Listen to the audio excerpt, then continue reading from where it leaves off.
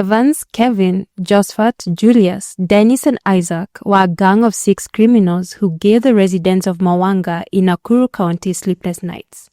But this is no ordinary gang. These 6 young men displayed deep-seated sadistic tendencies, with the brutality of their crimes suggesting that they also seemed to get pleasure from the murders, assaults, and arsons they committed. So in this episode, we dive into the gang's operations, the shocking details of their attacks, and what ultimately led to their arrests. Welcome to Silent Shadows. As always, if you appreciate our true crime storytelling, support our work by liking and subscribing. Together we uncover compelling tales of crimes and mysteries in Kenya and beyond, presenting well-balanced narratives that respect the victims and their loved ones. The first member of the gang to be arrested at the end of June 2022 was Evans Mishori Kabaro. Evans confessed to the police that he was the mastermind behind the gang's operations. At the time of his arrest, Evans was just 24 years old. To understand how he ended up leading a life of crime, we need to look at his background. Evans was born in Masaba, Kisii County, as the youngest of 5 siblings. He came from a very humble background, and after completing his primary school education in 2015, he was unable to join high school due to financial constraints. After dropping out of school, Evans started working as a boda rider in his hometown in 2016. 2 years later, in October of 2018, he left Kisii County for Nakuru County. Evans left his hometown because his family had disowned him, and people in his village had turned against him because of his involvement in petty crimes. He had even served a year in Kisii prison and was a wanted man in Molo for assault of a sexual nature. When Evans got to Nakuru County, he took on casual jobs. He first worked as a farmhand in Nakuru town. He held this job for about 1.5 years before taking on a job as a security guard in May of 2020. Evans worked as a security guard until April of 2022, when he was fired after being suspected to have been involved in a robbery at the premises he was guarding. But his troubles did not end there. Evans' landlord in Manyani slum, Nakuru, also evicted him due to his involvement in theft. When he worked as a security guard, Evans also worked part-time at construction sites to supplement his income. After being fired from his security guard job, Evans started working at construction sites in Nakuru full-time. It was here that life took a very dark turn when Evans met Kevin, Josphat, Julius, Dennis, and Isaac in one of the construction sites. In his confession to the police, Evans claimed that he met the 5 young men in June of 2022 at one of the construction sites. We believe that this date is inaccurate, as the gang's first known victim, Beatrice Akinyi, was killed on Thursday, 2nd December 2021. This suggests that Evans most likely met Kevin Otieno, Josphat Simiyu, Julius Otieno, Dennis Alusiola, and Isaac Kinyanjui in 2021 and not 2022. According to Evans' confession to the police, the 6, that is Evans, Kevin, Josphat, Julius, Dennis, and Isaac, were also members of Nakuru's infamous Confirm Group. The Confirm Group, a gang dating back to around 2007, first emerged in Nakuru's Kivumbini, Bondeni, and Flamingo estates. The gang got their name, Confirm, from their scam where they would send fake M-Pesa messages to Kenyans, claiming to have sent them money by mistake. They would then ask the recipient to confirm they had received the money, and the Confirm gang would request a reverse send of the transaction, thus tricking people into giving away their hard-earned money. However, as the public became more aware of the scam, the gang evolved their tactics, moving on to other swindling methods. This included swapping SIM cards and making M-Pesa and bank withdrawals from unsuspecting victims. As Kenyans became more sensitized to M-Pesa fraud, the gang's money flow began to dry up. To continue generating income, the gang members started selling narcotics and committing violent robberies, some of which resulted in people being killed and others being maimed. The six, Evans, Kevin, Josphat, Julius, Dennis and Isaac, not only worked as construction workers, but also lived in Manyani slum, Nakuru. Their first known murder happened on Thursday, 2nd December 2021. The victim was 21-year-old Beatrice Akinyi, who worked as a house help in the home of a businesswoman called Ruth Kariuki. The home was a 2-bedroom house located in Kwabuda, Mawanga, Nakuru County.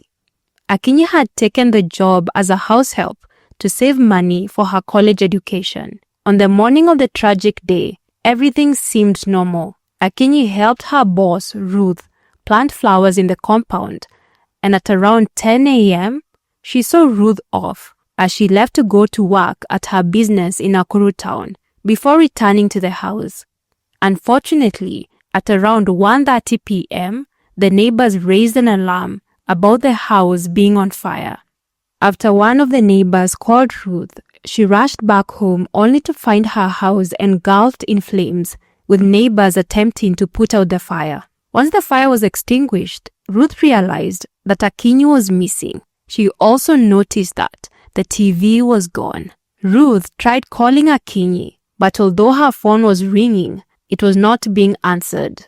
This made Ruth assume that Akinyi had run away after starting the fire, and she went and reported the matter to the police. The next day, Friday, 3rd December 2021, the DCI visited the burnt house and they made a grim discovery. They found Akinyi's lifeless body buried under a pile of clothes and bedding in one of the bedrooms. But the one thing they never recovered at the time was Akinyi's phone. An autopsy later revealed that Akinyi had died from asphyxia due to strangulation. This further indicated that she was already dead before the fire started, and that someone, or possibly several people, were responsible for both her murder and the fire. The gang laid low for a few months, and their next attack came 6 months later in June of 2022. On Tuesday, 14th June 2022, at around 4 p.m., Kevin informed Evans, Josphat, Julius, Dennis and Isaac that they had a job to do the following day. They agreed to meet the next day to discuss the details of the job. The next day, on Wednesday, 15th June 2022, the six met at a playing field near Kingdom Seekers Church in the Bondeni area, Nakuru, at 9 a.m. before heading to Mawanga. Evans, Kevin and Josphat rode on one motorbike, which belonged to Kevin, while Julius, Dennis and Isaac rode on a second motorbike, which belonged to Isaac. They arrived in Mawanga around 9:30 a.m.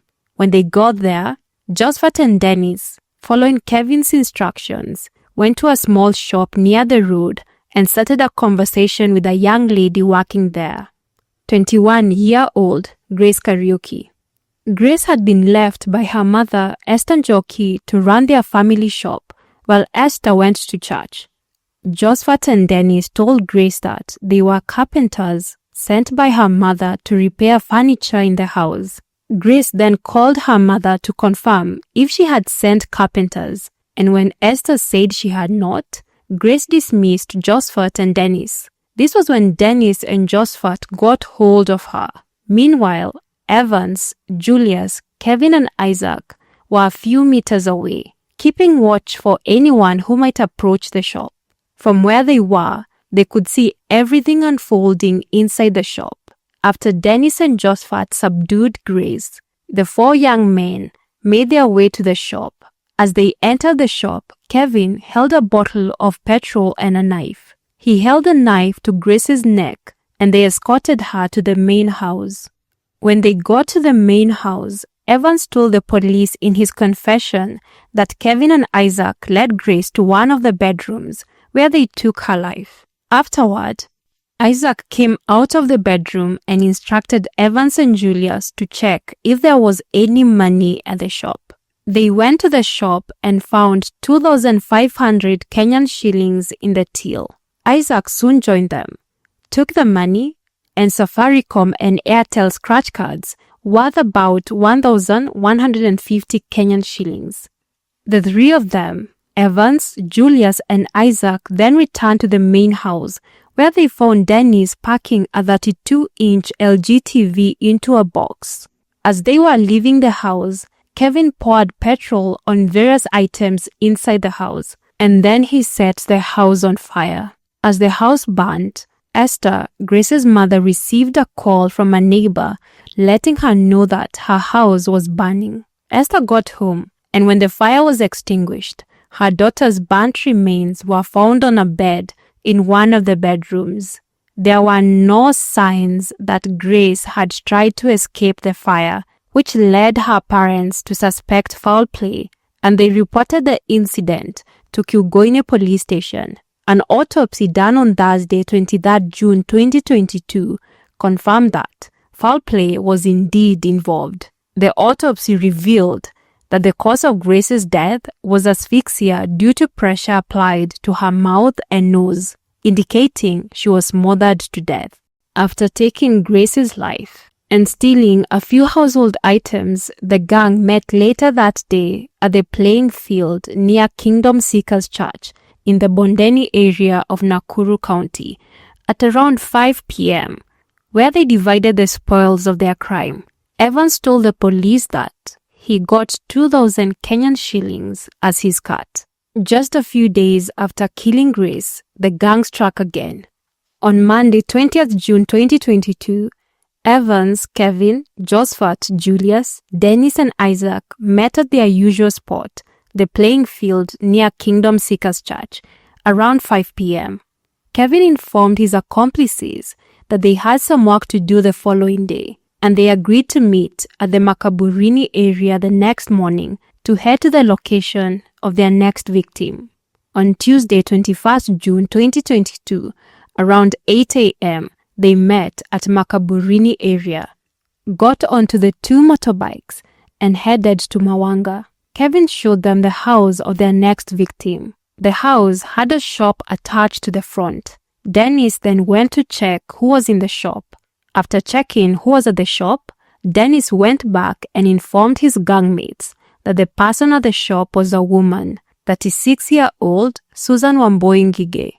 Evans, Julius, Josphat, Isaac, and Kevin then advised Dennis to go back and distract Susan by pretending to buy something while they gained access to the house by jumping over the iron sheet fence at the back. Evans later told the police that when they entered the house, they found the TV on with Susan's 3-year-old son asleep on the sofa. The gang made their way to the shop with Josphat leading and wielding a Maasai sword. They forced Susan, who was terrified, to hand over money from the shop. They then led her to the main house, where Kevin dragged her to the bedroom and called Julius to join him. When Julius entered the bedroom, Kevin left, and a few minutes later, Julius came out of the bedroom. Kevin asked him if Susan was dead, and Julius confirmed that he had taken her life. Evans, Julius, Dennis, and Isaac then entered the bedroom and found Susan lying on the floor. They lifted her and placed her on the bed before leaving the room. Kevin then poured petrol in the house. He first started in the bedroom where the deceased was, then moved to the sitting room where Susan's son was sleeping, and poured more petrol there. Kevin then asked Evans to take the child's life, but Evans declined. As they left the house, they took the TV with them, and Kevin lit a match, setting the house on fire. The gang then jumped over the fence and fled on their motorbikes. One of Susan's neighbors saw the house on fire and raised an alarm. The neighbors quickly rushed to the house, broke a window, and called out the child's name. The child responded, crying, and was luckily rescued unharmed. The neighbors managed to put out the fire, and sadly, they discovered Susan lying on her bed in the master bedroom with blood oozing from her mouth and nose. Susan was initially taken to Medihill Hospital before her body was later transferred to PNN Funeral Services for an autopsy and preservation. The autopsy conducted on Friday, 24th June 2022, confirmed that Susan had been strangled and coerced into an unconsensual act of an intimate nature. After taking Susan's life on Tuesday, 21st June 2022, the gang would claim the life of their third known victim just 3 days later. The victim was 25-year-old Diana Opicho. On Thursday, 23rd June 2022, the day before they took Diana Opicho's life, the gang met near Nakuru South Cemetery to plan the attack. While court documents do not specify which gang member was responsible for which part of the attack, we know that in the early hours of Friday, 24th June 2022, specifically 3 a.m., one of the gang members went to the house in the Mawanga area where Diana was staying. The duty of this gang member was to confirm to the others when the homeowners had left. The other 5 gang members, including Evans, met at 9 a.m. the same day at Nakuru South Cemetery before heading to the house where Diana was staying. They got to Mawanga at 10 a.m. and they called the gang member who had gone to the house earlier to confirm if the homeowners were gone. After receiving confirmation that only Diana was at the house, they gained access to the house through the back door, which was open. They found Diana in the sitting room, where they tied a wire around her neck and interrogated her, asking about the business the homeowners were engaged in. She told them they ran a business in Nakuru town. They then instructed her to show them the homeowner's bedroom, and she complied. They found the bedroom locked, and 2 of the gang members gained access through the ceiling, but they found nothing of value in the bedroom. Meanwhile, Evans was packing the TV set and a sound system in a suitcase, while 2 other gang members took Diana to her bedroom, where they took her life. After taking her life, the 6, that is Evans, Julius, Isaac, Josphat, Kevin and Dennis, gathered in the bedroom where she was, and they took turns engaging in intimate acts with her.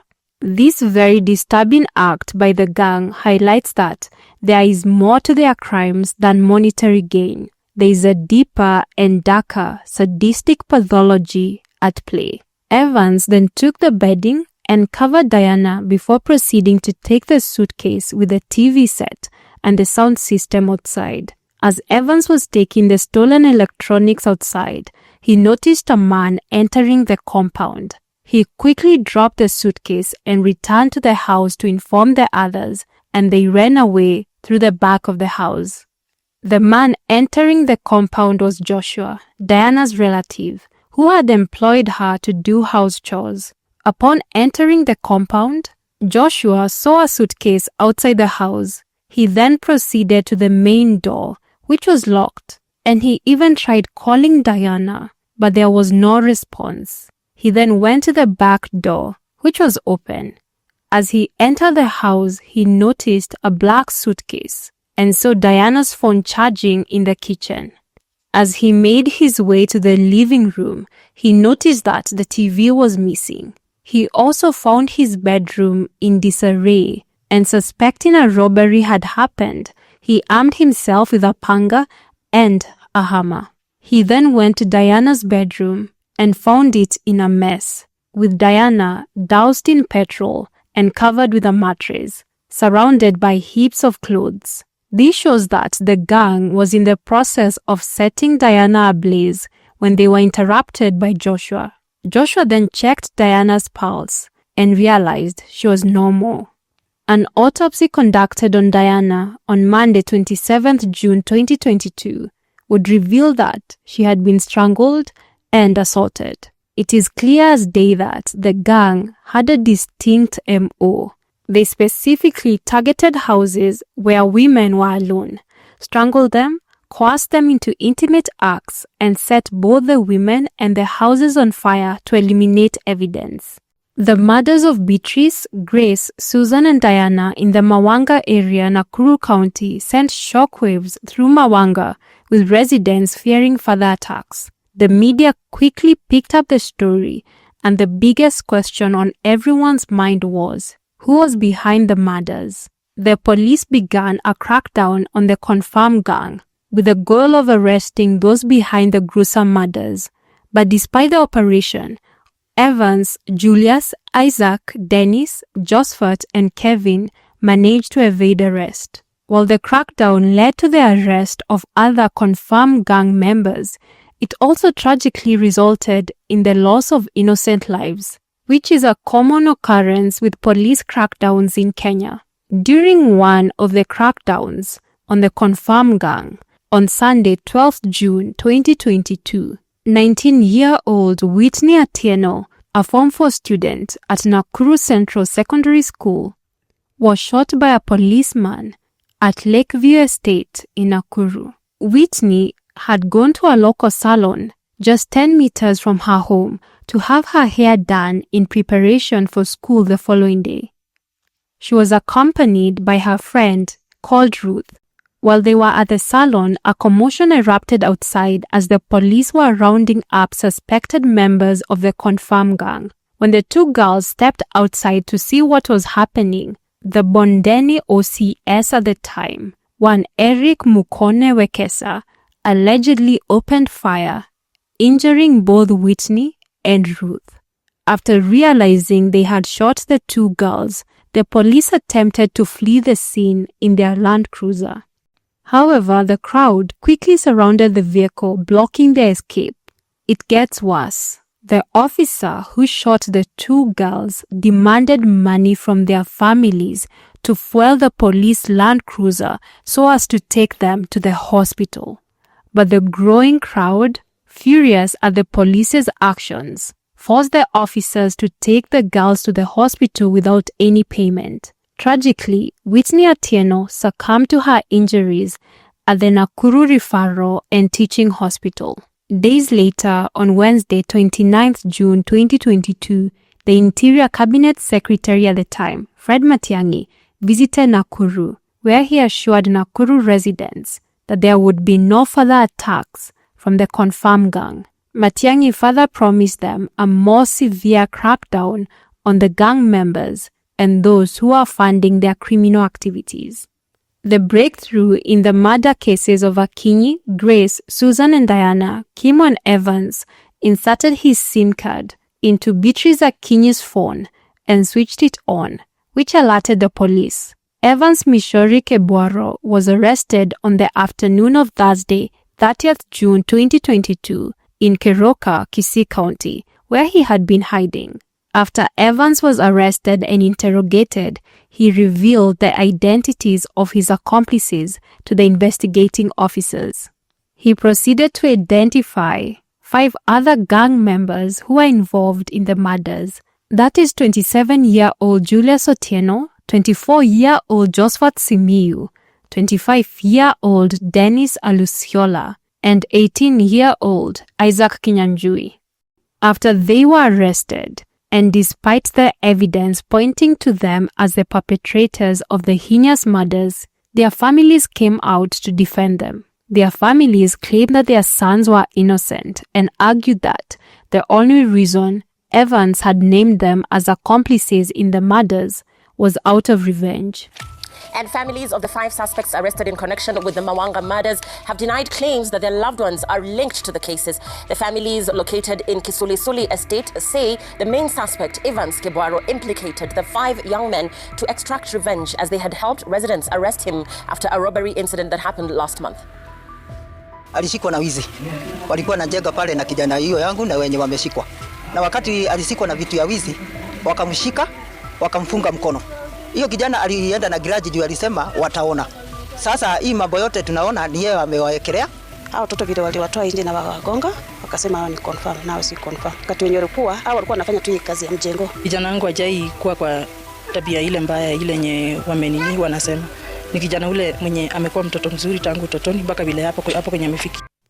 For Kevin Omondi, he was arrested on Saturday 16th July 2022 in Mayanja, Bungoma County, where he was hiding. Evans Kabaro not only named his accomplices, but also confessed to the murders. He also told the police that he was a member of the confirmed criminal gang and a cult stating that the cult had paid them to kill women for unknown reasons.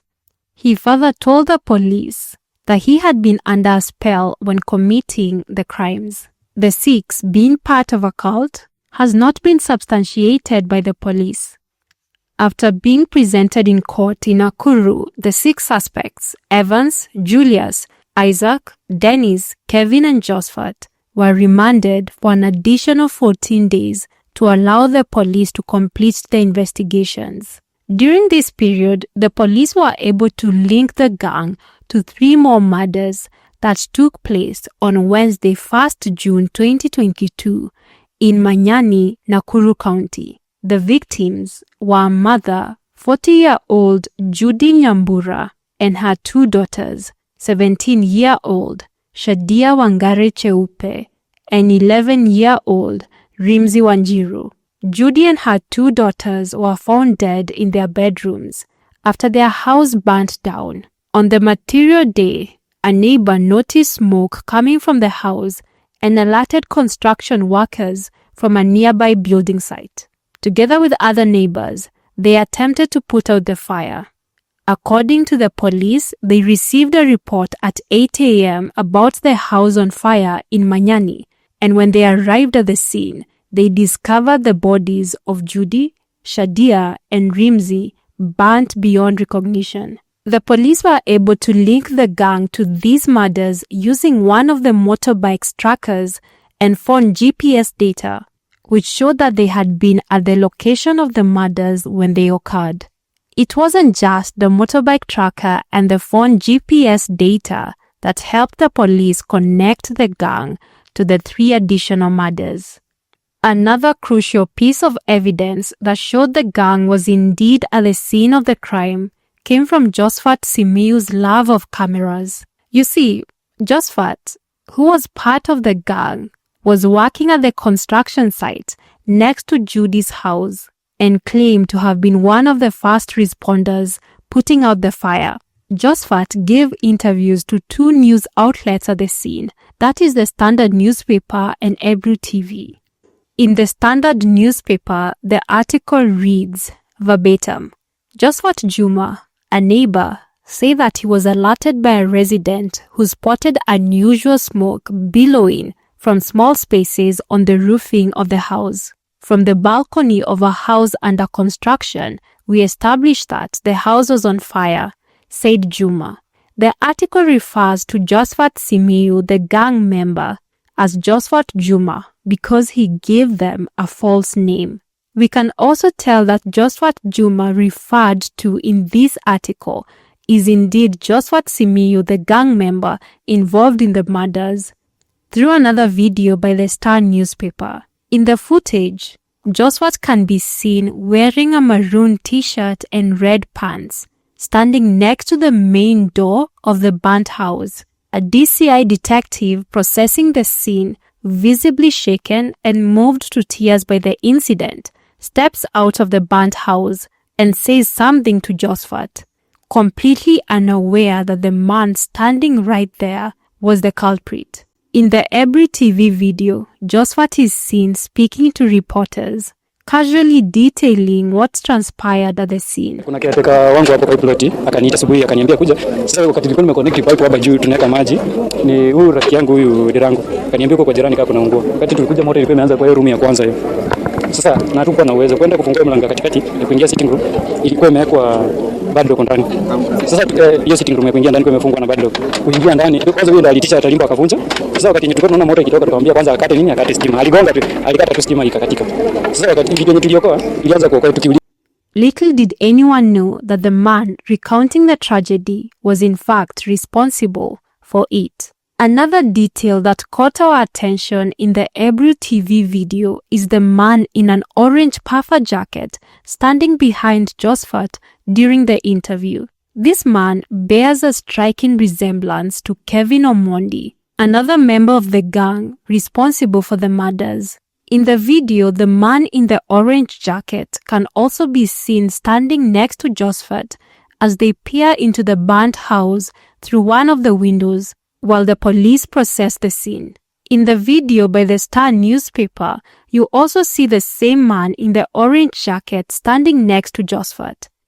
Interestingly, when Kevin Omondi was later arrested, he was wearing a very similar jacket. So now, it's no coincidence that the murders of Judy, Shadia and Rimzi took place in Manyani, Nakuru, the very neighborhood where the gang lived at the time. It's also not a coincidence that Judy's house was right next to a construction site where Josphat worked. There is also a possibility that the other gang members were also working at this construction site. Since we know that they often worked at construction sites together, from the videos we also see that the construction was happening right next to Judy's house. This proximity would have given Josphat and his gangmates a bird's eye view of the activities in Judy's house, including who lived there and their daily movements. It's also not a coincidence that Josphat and possibly Kevin, members of a gang whose MO was to kill women who were alone at home and then set their houses on fire, were one of the first responders at the scene.